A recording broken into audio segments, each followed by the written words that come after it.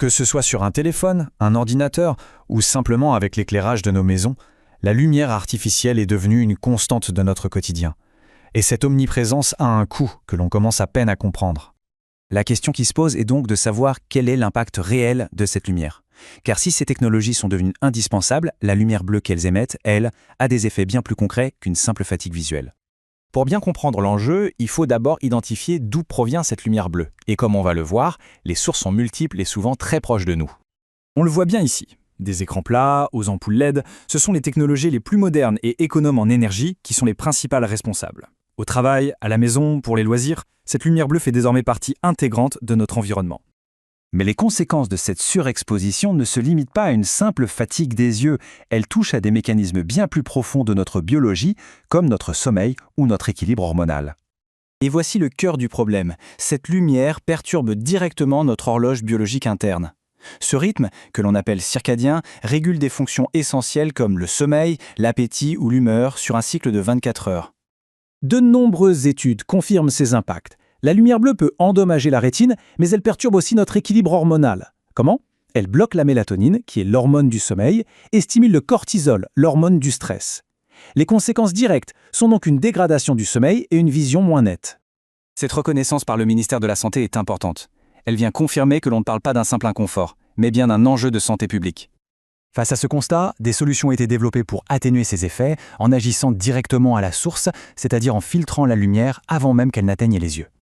L'intérêt de cette technologie, mise au point par le photobiologiste Alexander Wunsch, c'est son approche scientifique.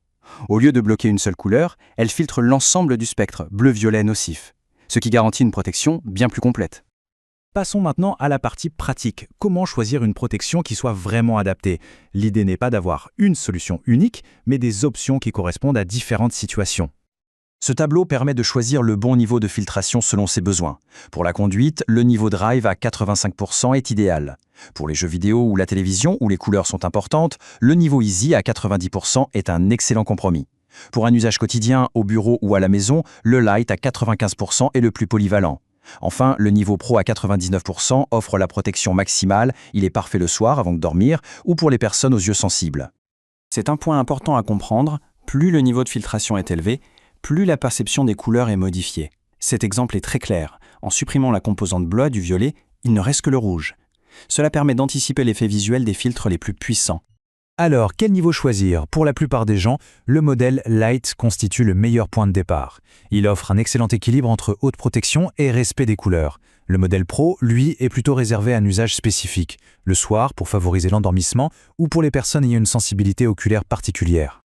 Maintenant que le niveau de filtration est choisi, une autre question se pose pour celles et ceux qui portent déjà des lunettes de vue. Et là aussi, des solutions existent.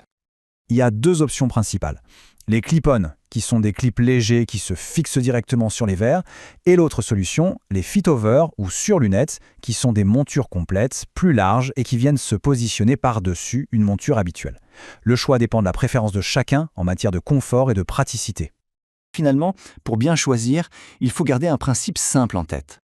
Cette phrase résume parfaitement l'approche. L'objectif n'est pas de trouver la lunette ultime, mais bien celle qui correspond le mieux à son propre style de vie, à ses activités et à sa sensibilité personnelle.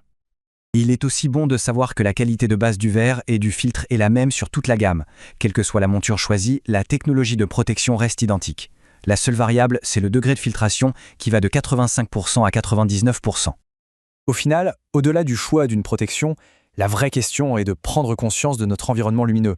C'est sans doute la première étape pour préserver son bien-être sur le long terme.